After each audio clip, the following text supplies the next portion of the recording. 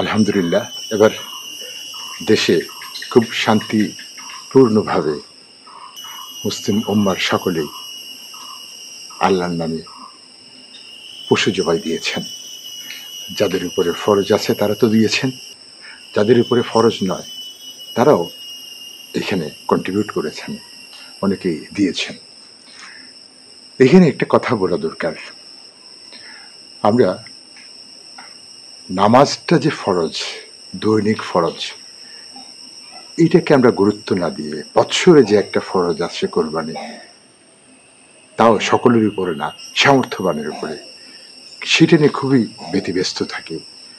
যার উপরে ফরজ নয় সেও মনের মধ্যে একটা সংকোচ কাজ করে যে আমি কুরবানি দিচ্ছি না। এটা কিন্তু মোটেই ঠিক না।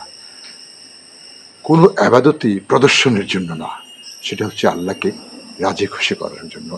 এই সেন্সটা মাথার মধ্যে থাকা আমাদের প্রত্যেকেরই উচিত।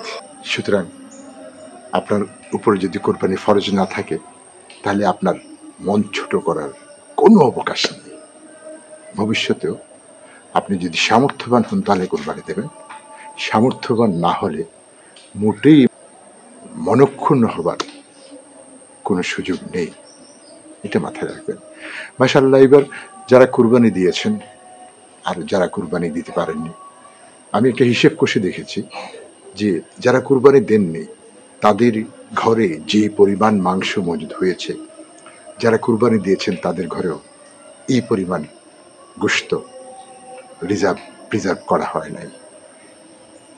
এই যে বিলানোর যে একটা টেন্ডেন্সি আমাদের মধ্যে, সেটা আমাদের উত্তরোত্তর আরও বৃদ্ধি পাক, সেই প্রত্যাশা করছি। সবাই কুরবানি আল্লাহ যেন কবুল করতে পারেন। সবাইকে নিরন্তর শুভকামনা।